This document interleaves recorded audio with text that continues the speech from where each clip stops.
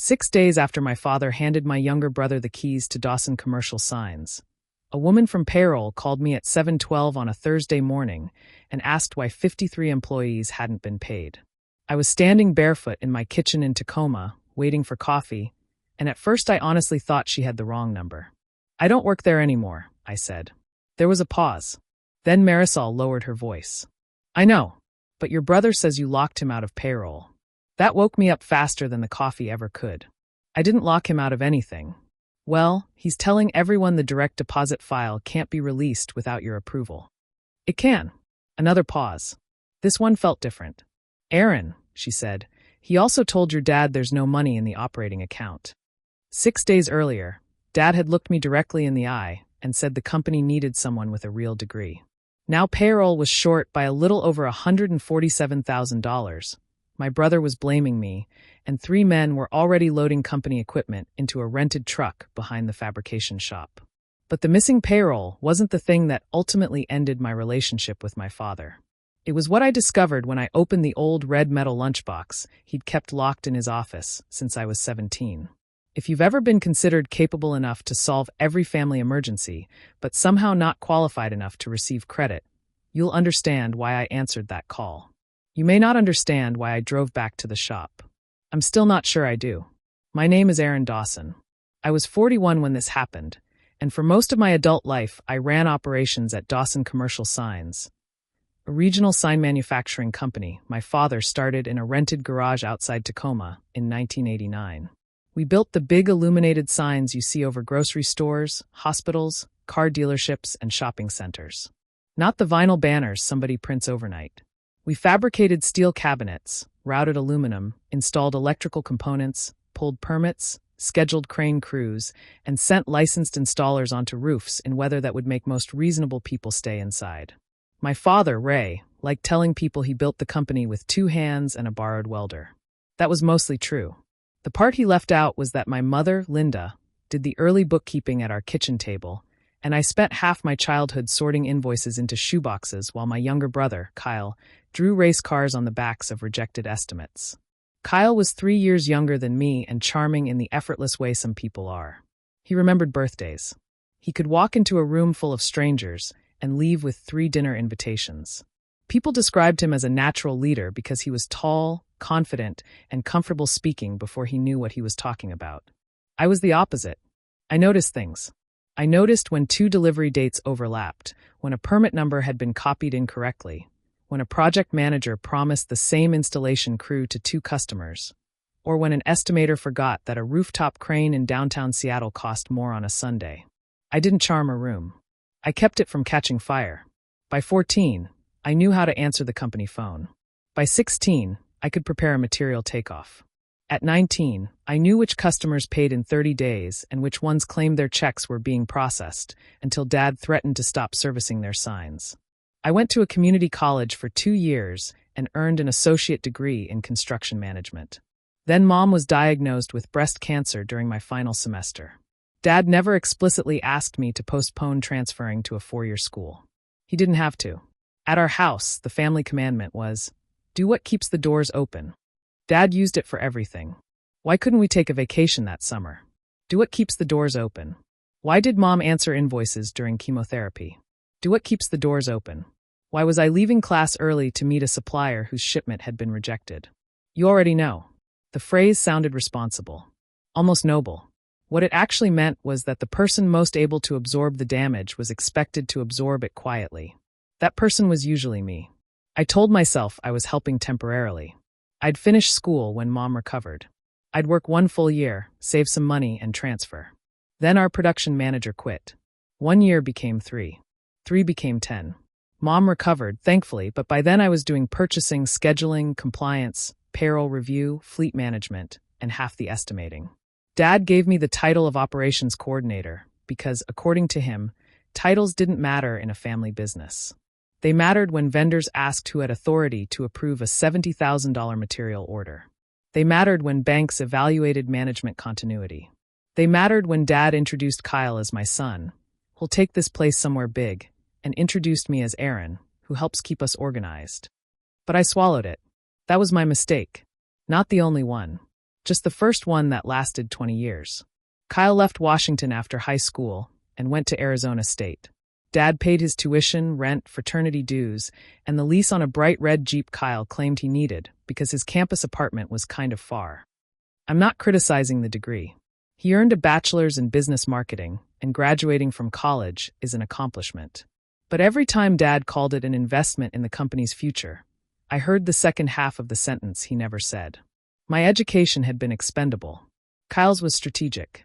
He returned to Tacoma at 23 with sun-bleached hair, 3 suits, and a proposal to rebrand the company. Our logo at the time was a black mountain shape above the word Dawson in block lettering. It wasn't beautiful, but it was painted on 16 trucks, stitched onto 80 uniforms, and attached to hundreds of installed signs across western Washington. Kyle called it visually hostile. Dad laughed for 5 minutes and gave him $30,000 to hire a branding consultant. The consultant changed the mountain from black to blue and replaced the block lettering with slightly rounder block lettering. Dad acted like Kyle had invented electricity. Meanwhile, I'd spent 6 months renegotiating our aluminum supply contract and saved the company $86,000 a year. At the Christmas party, Dad toasted Kyle's bold new vision. He thanked me for ordering the food. I wish I could say that was the moment I walked away. It wasn't. I stayed because by then the company wasn't just Dad's dream. It was 50 families. It was Marisol in Payroll, whose husband had kidney disease. It was Dennis in fabrication, who'd taught me how to weld a straight seam when I was 17. It was Jay, our senior installer, who sent 2 daughters through college while working for us. I knew their spouses' names. I knew who needed Friday checks deposited before noon. I knew who was caring for an aging parent and who was quietly picking up overtime because a kid needed braces. I also stayed because some stubborn, embarrassing part of me believed Dad would eventually look around and understand what I had built. If I kept the doors open long enough, maybe one day he'd admit I belonged on the other side of them. The story object in our family was a red metal lunchbox. It had rounded corners, a silver latch, and a faded sticker from a welding supply company that went out of business before I was born. Dad carried it to job sites when I was little. Mom packed it every morning with 2 ham sandwiches, an apple, and a thermos of coffee. Once the company moved out of the garage, he stopped using it for lunch and put it on the top shelf in his office. Whenever I asked what was inside, he'd say, "The things that got us here." I assumed it held old photographs or the first dollar the company earned. Something sentimental. When I was 17, I saw him place an envelope inside and lock it with a tiny brass padlock. "You planning to bury treasure?" I asked. He smiled. "Nothing you need to worry about." That was another family rule, though it never became a slogan. Kyle was shown things because he'd need to know someday. I was protected from things while being expected to handle their consequences. By the time I turned 35, I was effectively the company's chief operating officer without the title, ownership, or salary. I earned $102,000 a year. That was good money, and Dad used it whenever I raised concerns. Plenty of people would be grateful for what you make. He wasn't wrong. But Kyle earned $128,000 as vice president of growth. He also had a company SUV, an expense account, and a bonus tied to gross sales rather than profit. That distinction mattered. Kyle could sell a project at a terrible margin, collect his bonus when the contract was signed, and leave me to figure out how to complete it without losing money. In 2019, he landed a contract to replace signage at 23 gas stations across Washington and Oregon. He promised completion in 12 weeks without checking permitting timelines, site access, or whether the specified materials were available. Dad called it our breakthrough deal. I called 3 suppliers, 2 engineering firms, and every installation subcontractor between Tacoma and Eugene. We finished in 19 weeks. The customer withheld part of the final payment because of delays. After overtime, rush freight, hotel costs, and rework, we made less than 4%. Kyle still received a $42,000 bonus. When I questioned it, Dad leaned back in his chair and said, "Sales feeds everybody. Profit pays everybody," I said. His expression changed. Not anger exactly. More like disappointment that a tool had started offering opinions. "Don't get territorial, Aaron." Territorial. About the company I'd spent half my life maintaining. I went home that evening and updated the cash flow forecast until midnight. That was my second major mistake. Whenever someone hurt me, I responded by becoming more useful. It made me feel safe. If I solved the next problem, I didn't have to admit the last one had changed how I saw them. Mom saw more than she acknowledged. She'd stopped working at the company after her treatment, but she still came to Friday lunches and called herself Switzerland whenever Dad and I disagreed. I know it's unfair, she'd tell me privately, but your father comes from a different generation. Dad was born in 1962, not 1862. Still, I accepted the explanation because challenging it would have forced Mom to choose a side, and I'd spent my whole life making sure nobody had to choose me. In 2021, Dad had a mild heart attack while inspecting an installation in Olympia. He recovered well, but the cardiologist told him to reduce stress and stop climbing ladders. For about 6 months, Dad talked seriously about succession. He asked me to assemble job descriptions, document procedures, and prepare a 5-year transition plan. I spent evenings building it. I created a management structure where Kyle led sales and client development, I ran operations and finance, and Dad moved into an advisory role. It wasn't perfect, but it reflected what we actually did. At the meeting, Dad flipped through the plan, nodded several times, and said, "This is exactly why I count on you." Then he asked me to remove the page about ownership. We're not ready for that conversation. Who's we? The family. I remember looking around his office. There were 3 people in the room. Dad, Kyle, and me. Apparently, I wasn't the family he meant. 2 months later, I learned from our insurance broker that Dad had taken out a life insurance policy designed to help Kyle purchase the company if Dad died. The broker assumed I knew. I confronted Dad after everyone went home. He closed his office door and told me it was just preliminary planning. Why is Kyle the only buyer? He's my son. The words came out so naturally that I don't think he even heard them. I stared at him. And what am I? You know what I mean? No. Actually, I don't. He rubbed both hands over his face and sighed as if I were making a routine conversation difficult. Kyle carries the Dawson name. So do I. You may get married. I was 36, divorced, and raising a 12-year-old daughter named Lucy. My former husband had moved to Nevada 2 years earlier and called when it was convenient. Lucy had my last name. Dad knew that, but facts weren't the point.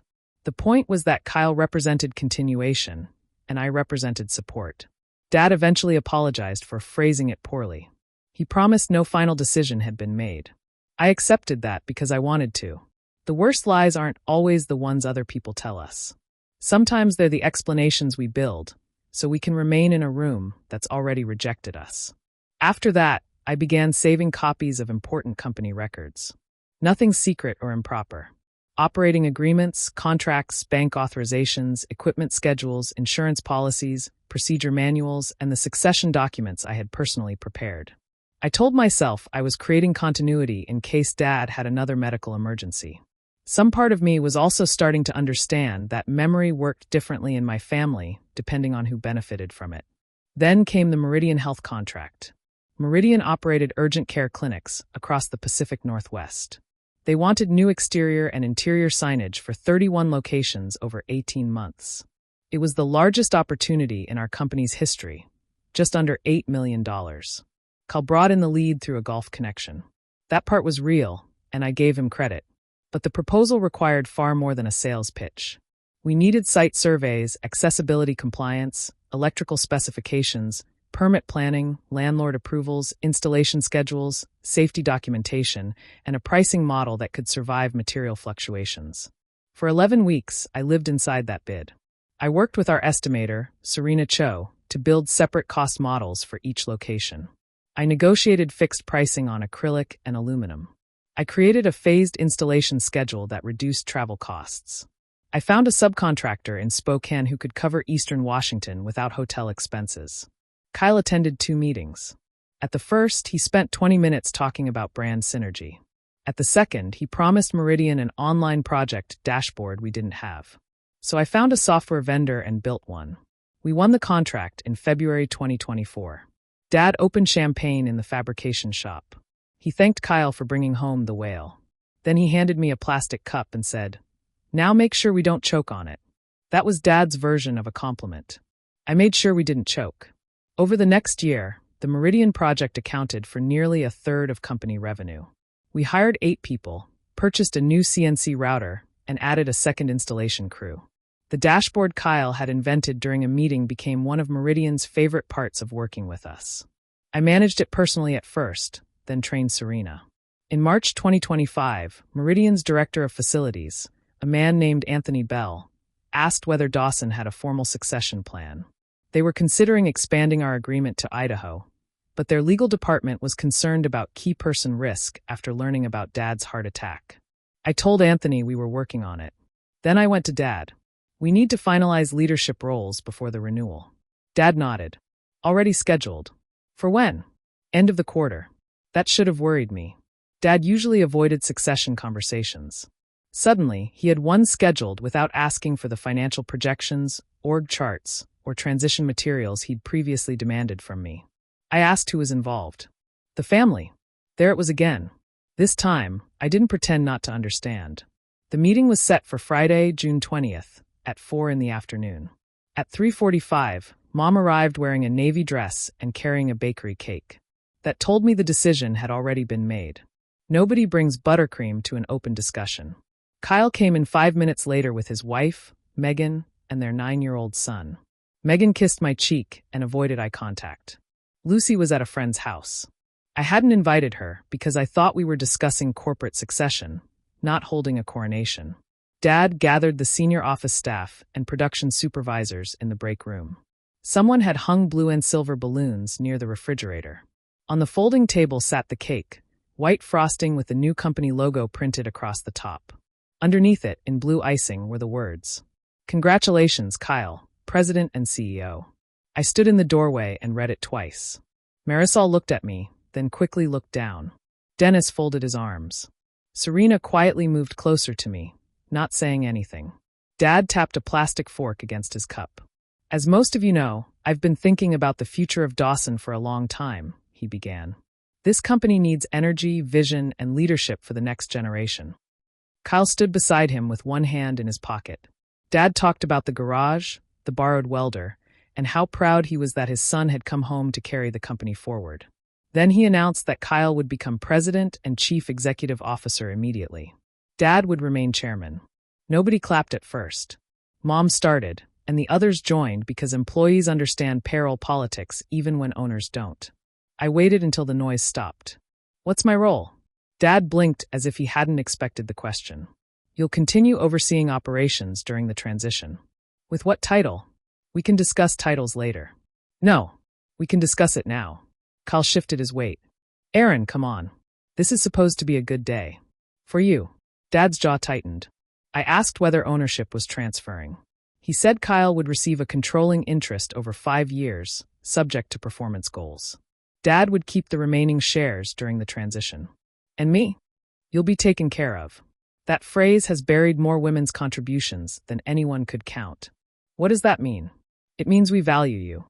That's not an answer. Dad glanced at the employees around us. "This isn't the place. You chose the place." Mom whispered my name, warning me to keep things pleasant. Dad set down his cup. "All right, you want the truth? Kyle is qualified to lead the company. He has a real degree, he understands growth, and clients respond to him." There it was. Not shouted. Not accidentally overheard. Delivered in front of the people who'd watched me run his company for 2 decades. I looked at the cake. One corner had already begun to sag because Mom had left it in her warm car. "A real degree," I repeated. Dad immediately tried to soften it. "I mean a 4-year business degree." "I know what you meant. Your experience is valuable, but not valuable enough to lead. You're taking this personally. It's my life. How else should I take it?" Kyle stepped forward with the expression he used when calming an upset customer. "You and I are going to work side by side. Nothing has to change."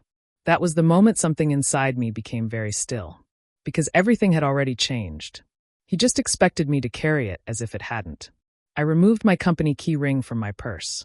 There were 9 keys on it: front entrance, office, fabrication floor, electrical cage, vehicle cabinet, storage yard, records room, server closet, and Dad's office. The brass tag Dad had stamped for me when I was 19 still said Aaron, temp. I placed the ring beside the cake. "I resign." Mom inhaled sharply. Kyle actually laughed once. Not because it was funny, because the possibility hadn't occurred to him. Dad stared at the keys. "You're emotional." "I am. I'm also resigning." We'll talk Monday. No, we won't. Aaron, don't be ridiculous. I looked at Kyle. Do you know the approval deadline for Monday's Meridian installations? He frowned. What? Do you know which permit expires next week? Or why the Spoken crew can't install the Coeur d'Alene location on a Friday?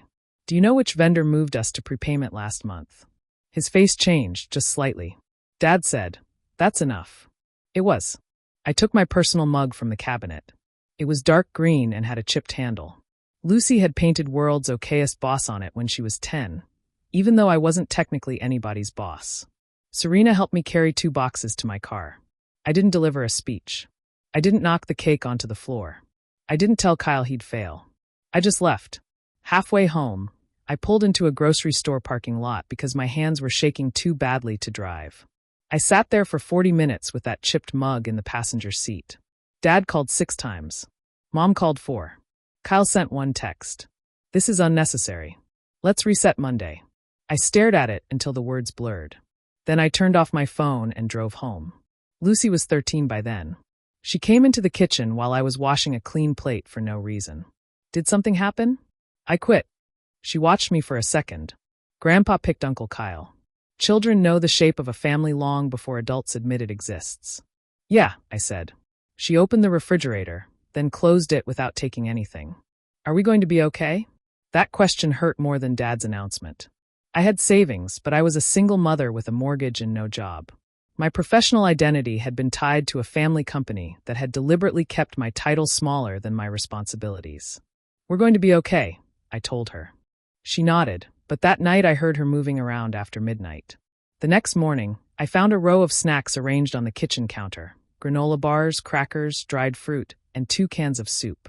When Lucy felt uncertain, she counted food. She'd started doing it after her father left. I'd never told anyone because it was one of those small behaviors that looks harmless unless you understand what it means. I stood there looking at those 2 cans of soup and realized my family's dysfunction wasn't staying at the shop. I'd brought it home. For years, I had taught my daughter that security came from making yourself indispensable to people who wouldn't choose you. That scared me more than unemployment. Saturday morning, Dad came to my house. He didn't knock. He used the spare key Mom had insisted they keep for emergencies. He walked into my kitchen carrying the red lunchbox. For 1 second, I thought he'd finally come to show me whatever was inside. Instead, he set it on the counter and said, "Your mother thinks I should apologize." That's a promising start. He ignored that. You embarrassed Kyle. You announced him as CEO at a surprise party and insulted my education in front of my staff. Our staff? Not anymore. He paced once around the island. Dad wasn't a man who enjoyed uncertainty. Anger was easier for him because it put him back in charge. You left without transitioning anything. I documented every operating process. People still have questions. Then your new CEO can answer them. He's been CEO for less than a day. And I was operations coordinator for 20 years. His mouth tightened. You know, titles aren't important to me. Only when they belong to me. Dad picked up the lunchbox and moved it away from the edge of the counter, almost unconsciously. The company needs you for 90 days. After that, if you still want to leave, fine. Consulting rate is $250 an hour, 8-hour minimum, paid in advance. He looked at me like I'd asked him to donate a kidney. You're not a consultant. Correct. I'm unemployed. This vindictive side of you is new. No, the unpaid side is new. He said Mom was devastated. Kyle felt betrayed. Employees were scared. Meridian might hear about internal instability. Everything was positioned as a consequence of my reaction, not their decision. Finally, he pointed toward the lunchbox. This is what built the company. Sacrifice. Nobody handed me anything. I looked at it. Mom handed you unpaid bookkeeping. I handed you 20 years. Dennis handed you his back. A lot of people helped build that company. Dad picked up the lunchbox. That attitude is exactly why you're not ready to lead. There are sentences that hurt because they're true. That one hurt because I finally understood truth had nothing to do with it. Dad had already assigned me a place. Every piece of evidence would be interpreted to keep me there. If I worked quietly, I lacked leadership. If I advocated for myself, I had an attitude. If I stayed, Kyle deserved the company. If I left, I was betraying it. There was no correct performance because the outcome had been decided years earlier. I walked to the front door and opened it. Dad stared at me. You're throwing away your future. No, I'm returning the one you picked for me. He left with the lunchbox tucked under his arm. On Sunday, Mom came over with chicken casserole. The casserole arrived before the apology, which honestly tracked for our family. She put it in my refrigerator and began explaining Dad's childhood. His own father had lost a machine shop after taking on too much debt. Dad believed companies needed one clear leader. He worried dividing ownership would create conflict. Then why not choose the person who knows how to run it? Mom pressed her lips together. He thinks Kyle can grow into the role. And I was supposed to keep the company alive while he practiced. That's not how he sees it. I know. That was the problem. Mom asked me to return for 90 days. She said I didn't need to forgive anyone, just stabilize the transition. After all, those employees depend on you. It was the strongest card she could play, and she knew it. For about 10 minutes, I considered it. I pictured Marisol trying to process payroll, Dennis waiting for material, Jay showing up at a job site without the right permit package. Then I pictured Lucy counting soup cans. I'll answer one written list of transition questions, I said. After that, I'm done. Mom started crying. Quietly. No performance. I don't know what happens to this family if you stop helping. It was probably the most honest thing she'd ever said to me. I reached across the table and held her hand. Maybe we finally find out what everybody else can do. Monday morning, Kyle emailed a list of 84 questions. Several weren't questions. Need all passwords. Need access to banking. Need you to contact Meridian and reassure them. Need list of vendor relationships. I replied with links to the procedure manuals and copied Dad. Bank permissions had to be issued by Dad as owner. Kyle already had his own credentials. Vendor contacts were in the shared system. Meridian communication belonged to current leadership. For a moment, I felt cruel. That's how deeply the role had been trained into me. Providing people with the exact resources they needed felt cruel, because I wasn't also doing the work for them. Kyle called from a different number after I stopped answering his. You're setting me up to fail. I'm pointing you to the documents. Nobody can understand those manuals. They're written in plain English with screenshots. You know what I mean? I did. He meant the documents required him to think. He wanted my judgment, my memory, and my relationships. Not because they were simple, but because he'd never considered them valuable until they were unavailable. He lowered his voice. Look, I didn't know Dad was going to say that about your degree. Did you know he was giving you the company? Silence. For how long? We'd been discussing it. How long? Since last fall. 9 months. During those 9 months, Kyle had watched me prepare Meridian projections, management procedures, equipment budgets, and staffing plans. He knew I believed succession was still under discussion. Why didn't you tell me?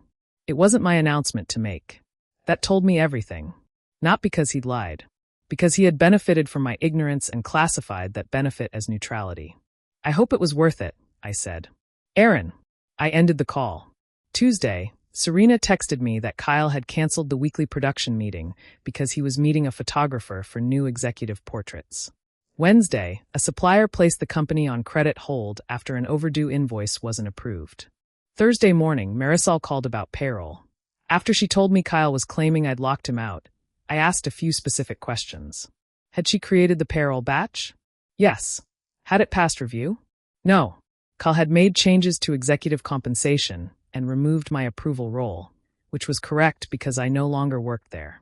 Had Dad authorized Kyle as the new reviewer with the bank? She didn't know.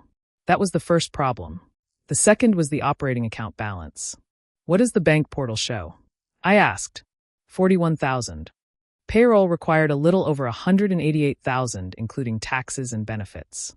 The company normally maintained at least 300,000 in operating cash during busy months. Where did it go? I can't see transfers above my permission level. Call Dad. He's not answering. Call the bank. They'll only discuss it with an authorized signer. Then call Kyle. Her voice dropped. He left. Left where? Nobody knows. That was when she told me about the rented truck. Dennis had arrived early and seen 3 men loading 2 portable welders, a channel letter bender, and boxed LED modules from the rear bay. Kyle was with them. He said they were moving equipment to a new satellite facility. No satellite facility had been approved. I could have hung up. I should have told Marisol to contact Dad and let the owners handle it. Instead, I put on shoes.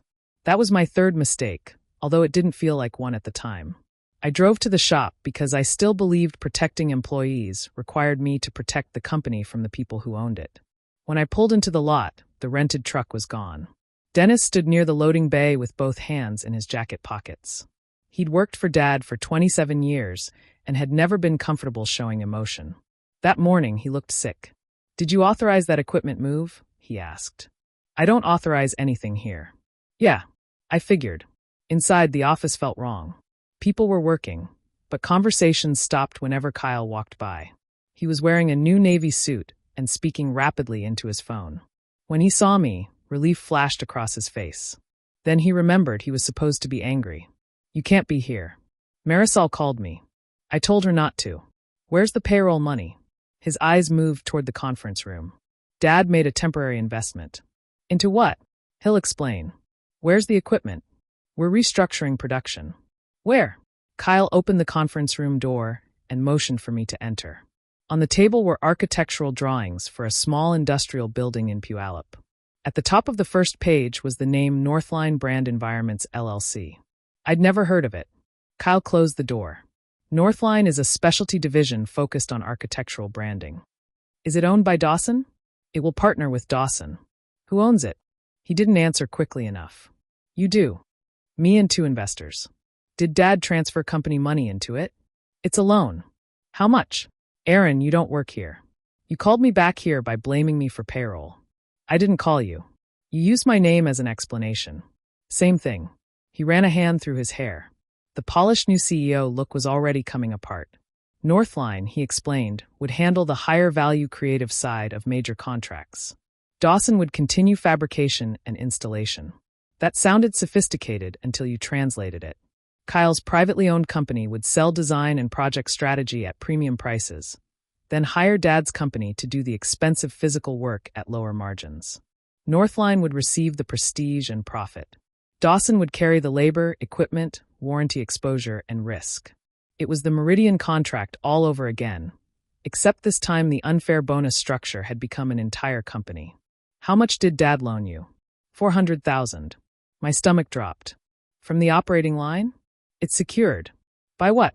He looked away. The Puyallup building, it turned out, was being purchased in Northline's name. Dawson had provided the down payment and guaranteed part of the financing. Kyle had also moved equipment purchased with Dawson funds into the new building. "You stripped payroll to capitalize your private company. It was supposed to be replaced yesterday." "By whom?" "Our investors." "And they didn't fund." "They're delayed." "Investors?" "Plural." "Who are they?" "That's confidential." I laughed once. Not because it was funny.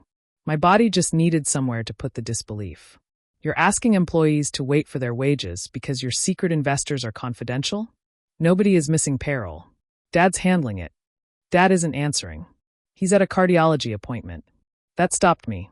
"Is he okay?" Routine follow-up. Of course I still cared. Boundaries don't erase love on contact. They just stop love from being used as a crowbar. I told Kyle to call the bank and draw on the company's revolving credit line. He said the available amount had been reduced. "Why?" "The guarantee changed our debt position." There it was. Not only had they drained operating cash, they'd weakened the emergency credit meant to replace it. "How much is available?" $75,000. "That doesn't cover payroll." "I can do math." "Congratulations. Maybe put that real degree to work." He flinched. "I'm not proud of that line." It felt good for about 3 seconds and then made me sound like Dad. Kyle sat down. For the first time in my life, my younger brother looked at me without charm, defensiveness, or performance. Just fear. "What do I do?" That question was the old trap in its purest form. Not, "What should the company do?" "What do I do?" I almost sat beside him. I almost built the solution. Instead, I said, "Tell the truth. Call Dad. Call the bank. Call your investors. Then tell every employee before they hear it from somebody else. You know what happens if this gets out?"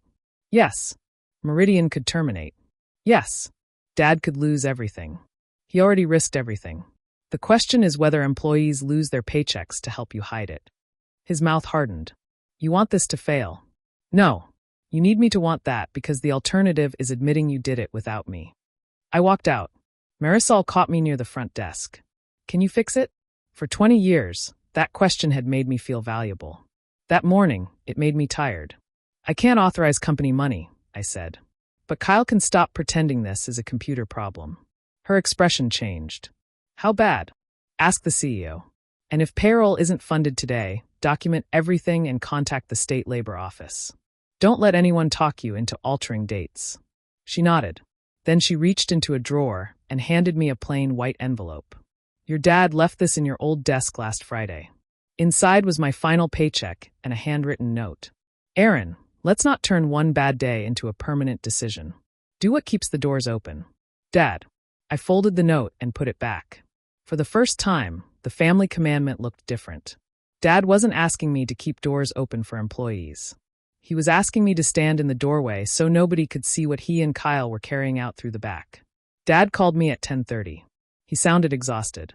What did you say to Marisol? The truth. You don't know the full situation. I know Dawson transferred $400,000 into Kyle's private company and guaranteed its building loan. It's not private. It's part of our expansion. Does Dawson own any of it? That's being worked out. So no. Dad said the investors would fund by Friday. The payroll delay would be less than 24 hours. He accused me of creating panic. Did you authorize the transfer? Yes.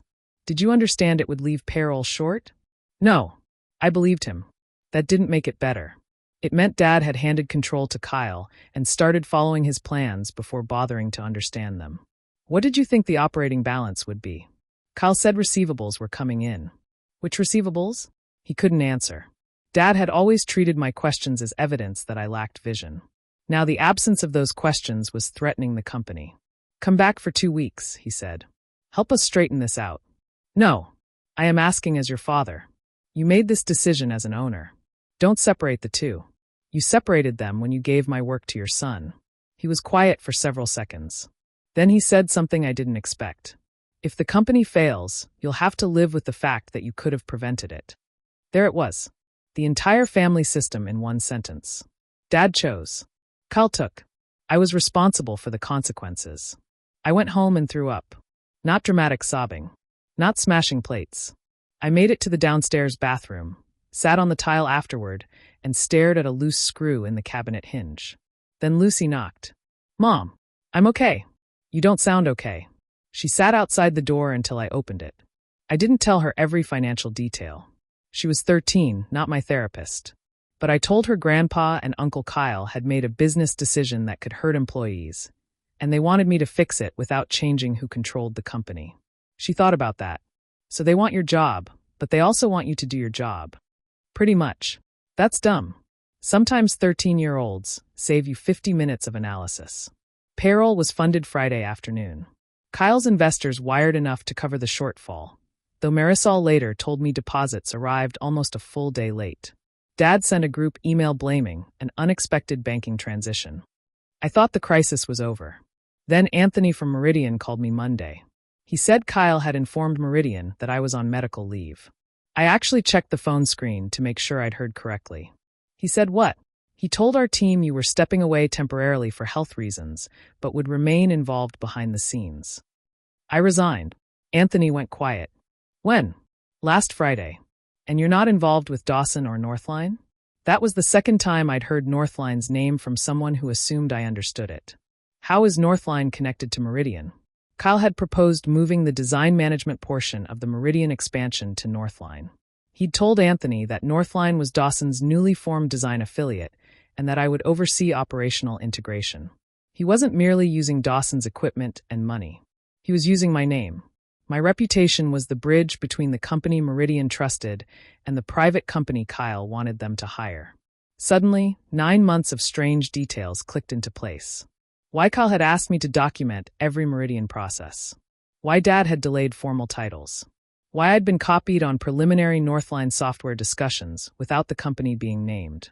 Why Dad needed me during the transition, but didn't need me in the ownership plan. They hadn't forgotten to assign me a future. They had designed a future where my credibility could be transferred without my authority. I told Anthony the truth carefully. I had no role at Northline. I had not approved the transfer of any work. I couldn't speak for Dawson's current capacity, and I was not on medical leave. He asked whether I'd put that in writing. I did. 2 hours later, Kyle called.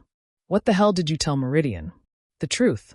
You just jeopardized an $8 million account. You put my name on a proposal for a company I don't work for. It was temporary. My consent wasn't temporary. It was non-existent. You're acting like I stole your identity. You borrowed my credibility because yours wasn't enough. He began talking about family, employees, Dad's health, and everything we'd built. Then he used the phrase, "We have to do what keeps the doors open." I looked at Dad's note on my counter. "Whose doors, Kyle?" He stopped. "Dawson's. Northline's. Nothing. Or yours." He ended the call. That afternoon, Dad came to my house again. This time he knocked. He looked older than he had 10 days earlier. His shoulders were rounded, and the skin beneath his eyes had a gray cast. I let him in because I loved him. That's the uncomfortable truth. You can understand that someone is manipulating you and still want them to be okay. Human beings aren't light switches. Dad sat at my kitchen table. "I need you to correct the statement to Meridian." "What part was incorrect?" "You made it sound like Kyle misrepresented your role." "He did. He assumed you'd remain available as a consultant. He didn't ask. We all make assumptions in family. Only about what I'll give." Dad looked toward the window. "Then he offered me what I'd wanted for 20 years. 25% ownership in Dawson Commercial Signs. Not someday. Immediately. My first thought wasn't suspicion. It was yes. That's hard to admit. For a few seconds, I saw my name on the ownership documents. I saw myself finally walking into the bank as a principal instead of an employee. I saw Dad publicly acknowledging that I had built something worthy of inheriting. I saw Lucy watching her mother receive what she'd earned. Then Dad slid a proposed agreement across the table. The ownership came with conditions. I would return as chief operating officer for a minimum of 3 years. Kyle would remain CEO with 51% voting control after the transition. I would support the Northline partnership. I would sign a statement saying the confusion with Meridian had resulted from incomplete internal communication. And I would agree not to disclose Northline's financing structure to customers or employees unless legally required. There it was. The poisoned offer. Recognition in exchange for silence. Ownership without power. A better title for the same old role. Dad watched me read. "You said titles mattered. This isn't a title. It's a muzzle with stock attached. That's unfair. Is Northline paying Dawson back?" "Yes." "When?" "When funding closes." "Is the building still in Kyle's company's name?" "Yes." "Does Dawson receive ownership for guaranteeing the debt?" "We'll negotiate that." "Who are the other investors?" Dad glanced down. He still wouldn't tell me. I pushed the agreement back. "No." His head lifted. "Don't answer emotionally." I almost said yes. That's how I know I'm not. 25% is significant. So is the truth. You'd rather watch the company collapse? No. I'd rather stop being the beam you hide inside the wall and pretend isn't carrying anything. Dad stared at me for a long moment. "You always resented Kyle." That one landed. Because there had been resentment. Pretending otherwise would have made me dishonest. "I resented what you gave him," I said. "That isn't the same as wanting him destroyed. You think you're better than him. At running the company?" "Yes." Dad looked almost offended by the directness. I continued. "He's better at selling. He's better in a room. He sees opportunities one miss. But you never asked which of us was better suited for which responsibility. You decided leadership looked like him and labor looked like me." Dad stood. "One day, you're going to realize principals don't pay mortgages." "No. People like me pay mortgages. That's why you keep trying to buy my silence with money I helped earn." He left the agreement on the table. For 3 days, I didn't sleep properly. I kept rereading it. 25%. At the company's previous valuation, it could have been worth more than $2 million. Even with the new debt, it represented security for Lucy and me. College. Retirement. A house without a mortgage. I called an attorney named Priya Nanduri, who specialized in closely held businesses. She reviewed the agreement and confirmed what I already suspected. The shares could be diluted. My voting rights were limited. The confidentiality language was unusually broad. If I resigned before 3 years, Dad could repurchase the shares at a formula that heavily favored the company. "It's not meaningless," Priya said. "But it is an equality. What would you call it?" "A retention package designed to look like restitution." I laughed despite myself. Lawyers occasionally say beautiful things. Priya asked whether I had any existing ownership claim. I said no. "Any written promises?" Profit-sharing agreement? Deferred compensation? No. What about intellectual property or systems you created? They were created as an employee. She nodded. Then she asked a question nobody in my family had ever asked. What outcome do you actually want? I started listing practical things: employee protection, repayment of Dawson's funds, correction of Meridian's records. She stopped me. I understand what you want fixed. What do you want for yourself? I didn't know. That frightened me. I had become so skilled at identifying what everybody else needed that my own wants felt like an unmarked switch in a dark room. Eventually, I said, I want my work to belong to me. Priya leaned back. Then don't accept a deal that requires you to keep donating it. That week, I formed a consulting company called Soundline Operations. Not glamorous. No inspirational Latin words. Just a straightforward name for what I did. Serena called me the next evening. She sounded nervous. I found something. She had been reviewing project files after Meridian suspended approval of the Northline transition. Buried in a shared presentation was an organizational chart Kyle had created 8 months earlier. At the top was Northline. Under Northline were 3 divisions: strategy, design, and fulfillment. Dawson Commercial Signs appeared under fulfillment. Not partner. Not affiliate. Fulfillment. Dad's 36-year-old company had been reduced to the factory underneath Kyle's new brand. My proposed role was listed beside it.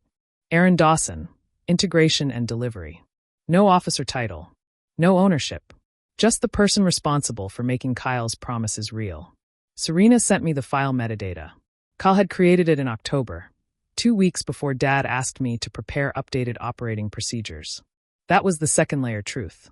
The succession decision wasn't merely Dad choosing Kyle over me. They had used me to package the company for a structure designed months before I knew it existed. Every manual I wrote made Dawson easier to control without me. Every Meridian process I documented made my knowledge transferable. Every time Dad praised me for creating continuity, he was encouraging me to make my own exclusion less risky. I sat at my desk until nearly midnight. Then I noticed something in the presentation. On the final slide beneath Capital Partners were 3 initials.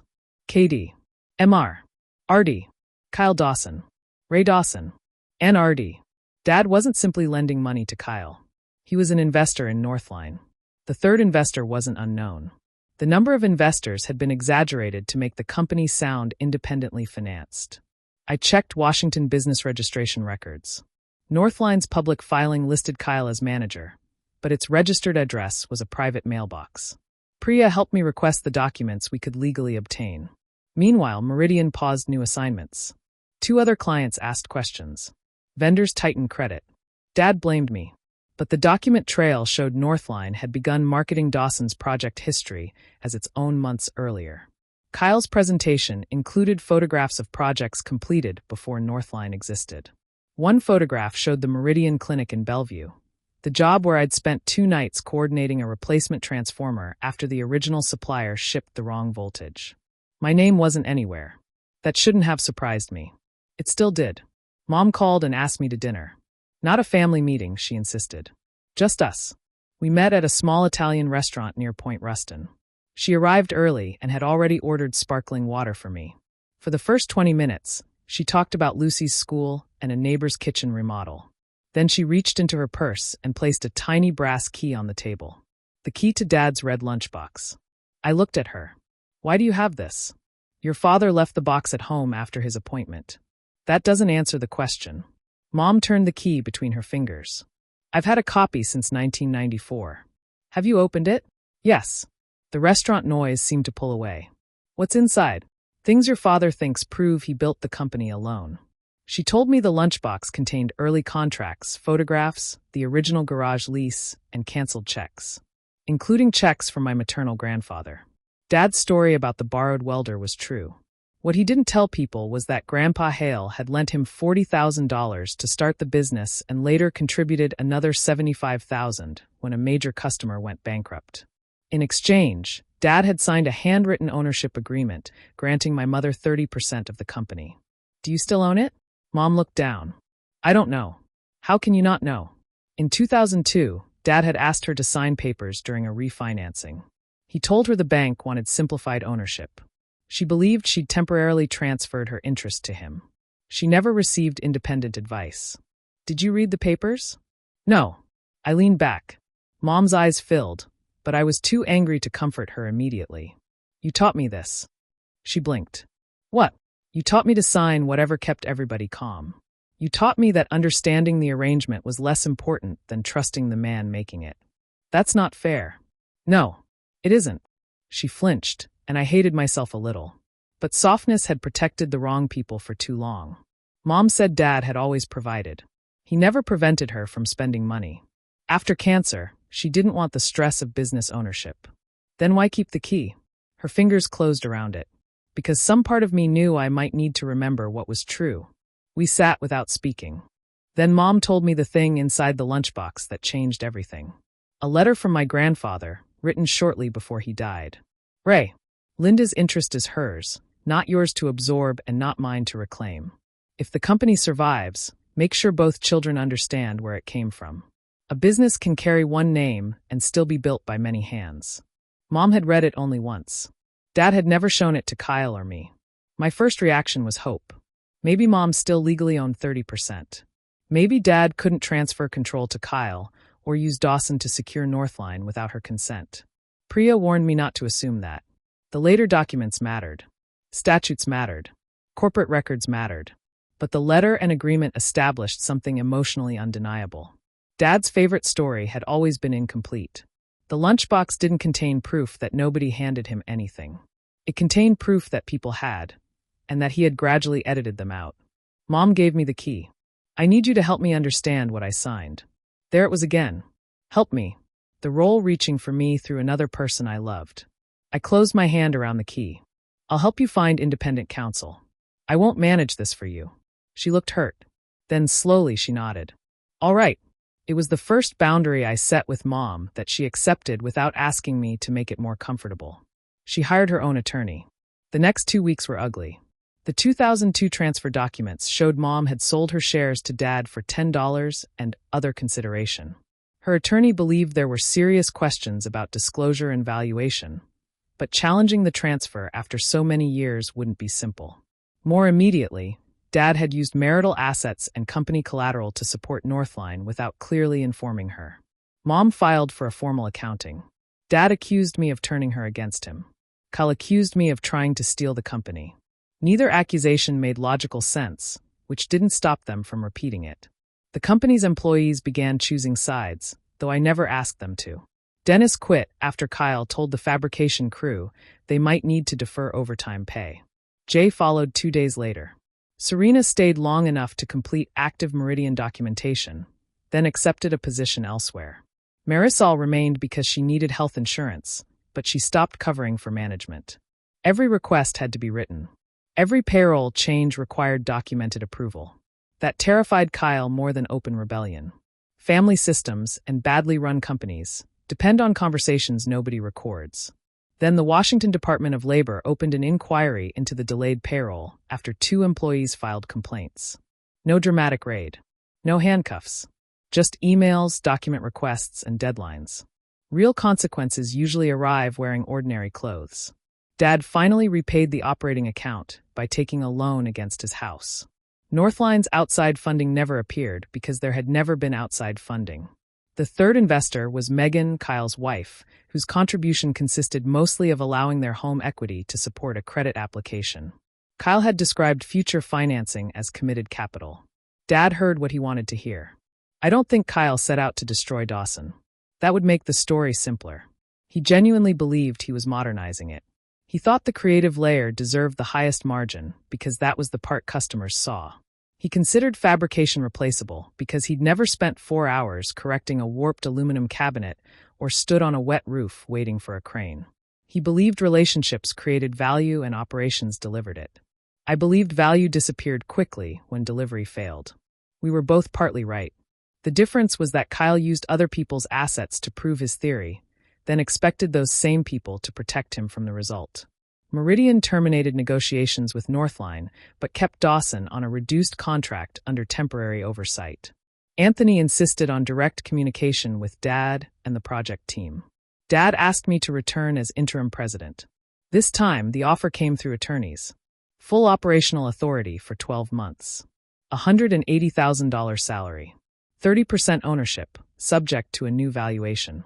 Kyle removed as CEO but retained as vice president of sales. Dad would remain chairman. The agreement also required me to confirm that Northline's misrepresentations had occurred without Dad's knowledge.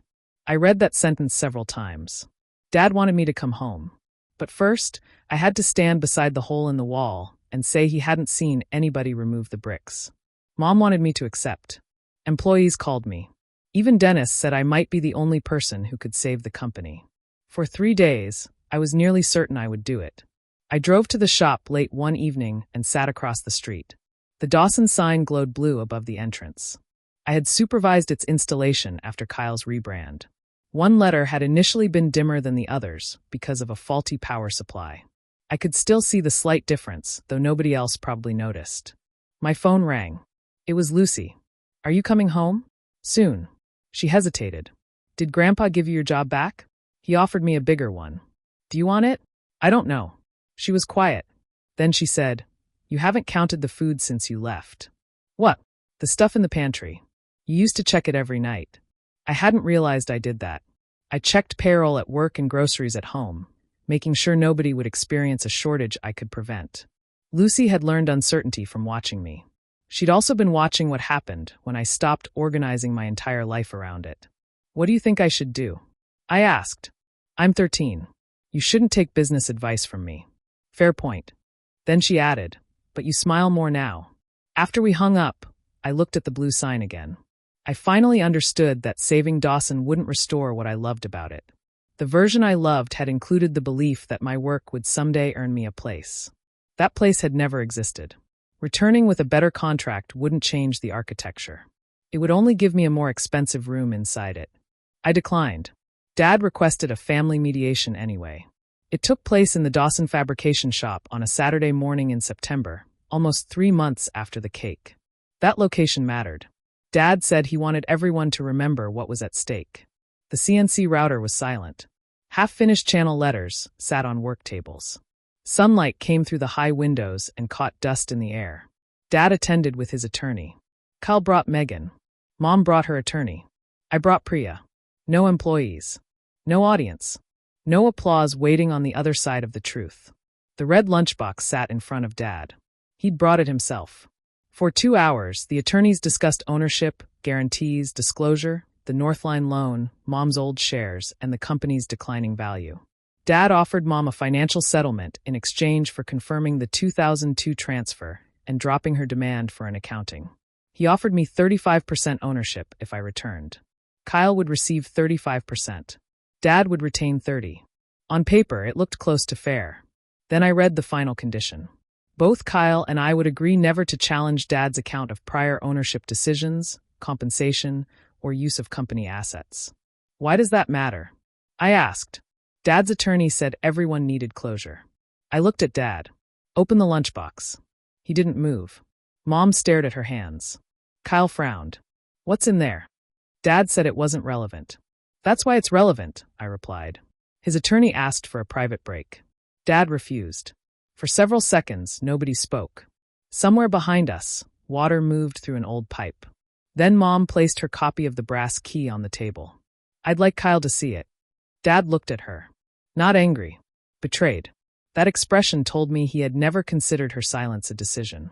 He considered it a permanent resource. He unlocked the box. Inside were photographs, contracts, envelopes, the original garage lease, and a stack of canceled checks held together with a rubber band that had gone brittle with age. Dad removed each item carefully. Kyle picked up one of Grandpa's checks.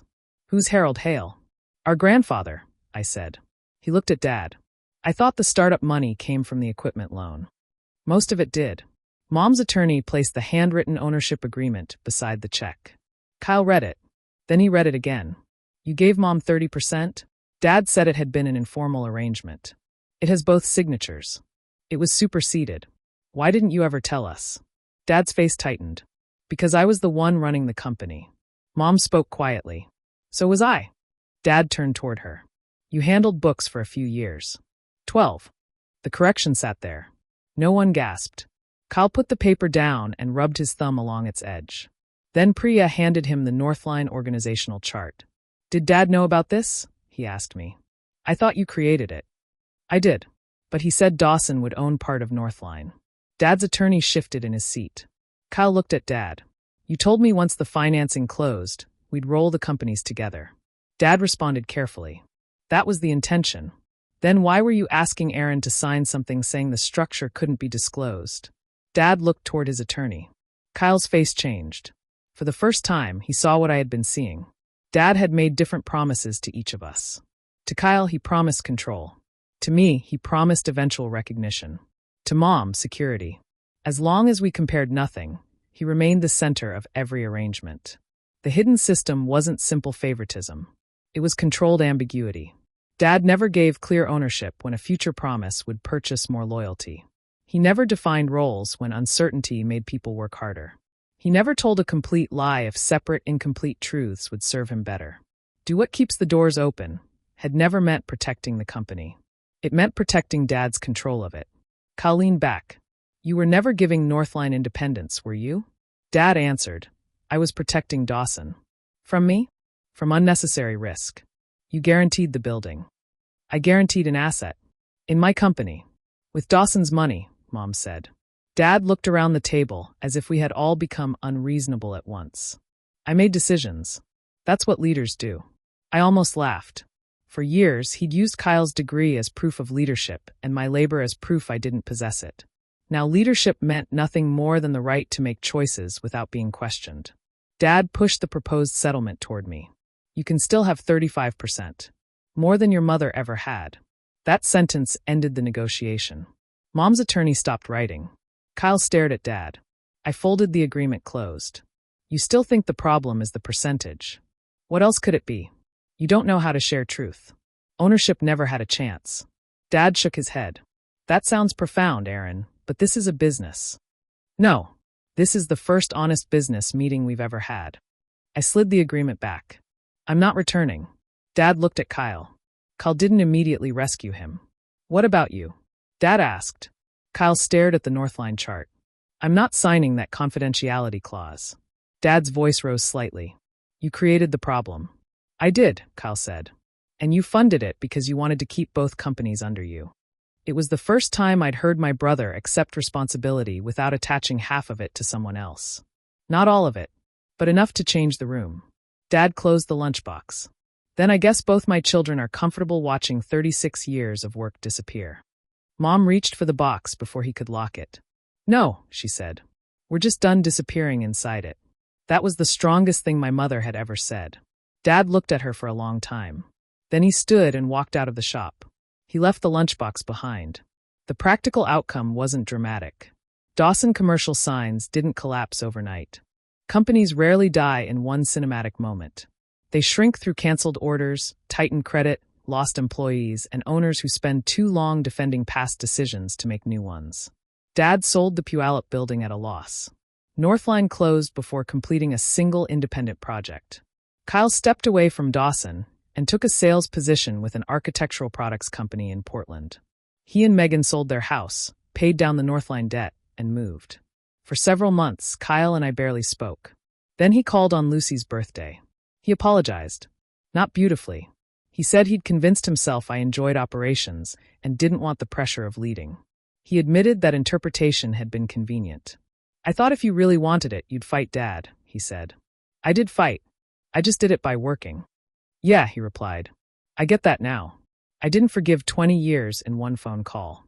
But I believe that sentence. We're rebuilding slowly. No business together. No vague promises. No pretending. Mom separated from Dad for 8 months. They didn't divorce, but she moved into a condo and learned, at 63, how to review her own financial statements.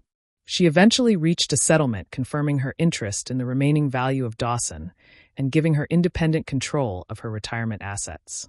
She and Dad attend counseling. Dad hates it, which may be the clearest sign that it's touching something real. He sold Dawson Commercial Signs to a regional competitor the following spring. The buyer kept 29 employees and the Tacoma facility. Dad received far less than the company might have been worth before Northline, but enough to retire comfortably if he lives reasonably. Reasonably has never been his favorite operating model. He never gave me the apology I imagined. He said he was sorry things got so divided. That wording placed responsibility somewhere in the atmosphere. I told him I wasn't ready for regular contact. We speak occasionally. Birthdays. Medical updates. Short lunches with mom present. I understand him better now. That understanding didn't restore his access to me. Soundline Operations became a real company faster than I expected. My first client was a family-owned metal fabricator whose founder wanted to retire without turning his 2 children into enemies. Then Anthony referred me to one of Meridian's contractors. Within a year, I had 4 employees. Serena joined as Director of Project Systems. Dennis consults on production planning 2 days a month and complains that consultants attend too many meetings. He's right. I finished my bachelor's degree online at 43. Not because Dad had been right about a real degree. Because I wanted to finish something I had postponed for everyone else. At graduation, Lucy held my dark green mug above her head instead of bringing flowers. The chipped handle had finally broken off, so she'd glued it back together badly. A line of clear adhesive ran down the side. World's okayest boss was faded but readable. Kyle attended. Mom attended. Dad didn't. That hurt. I didn't let the hurt rewrite the day. A month after Dawson was sold, Mom brought me the red lunchbox. Dad had told her to throw it away. I removed the old contracts and checks and gave them to Mom. They belonged to her history as much as his. I kept my grandfather's letter. Then I cleaned the lunchbox, sanded a patch of rust near the hinge, and put it on a shelf in my office. It doesn't hold proof of who built Dawson anymore. It holds blank employment agreements, partnership checklists, and the brass tags we give new employees after their first year. The tags list their actual titles. Not helper. Not temporary. Not whatever description makes their work easiest to overlook. On the morning of my company's 2nd anniversary, Lucy came into my office before school and found me placing a new tag inside. She picked up the tiny brass key. "What are you keeping in there?" I thought about Dad's old answer. The things that got us here. But that wasn't quite right. The old lunchbox had been used to preserve a story that made one person look self-made. Mine held agreements designed to make sure nobody had to disappear for the company to succeed. "Things people deserve to understand," I told her. She nodded and locked it. Then she handed me the key. For most of my life, I believed keeping the doors open was how I earned my place inside. I know better now. A door that only stays open while you hold it for everyone else isn't an entrance. It's a job.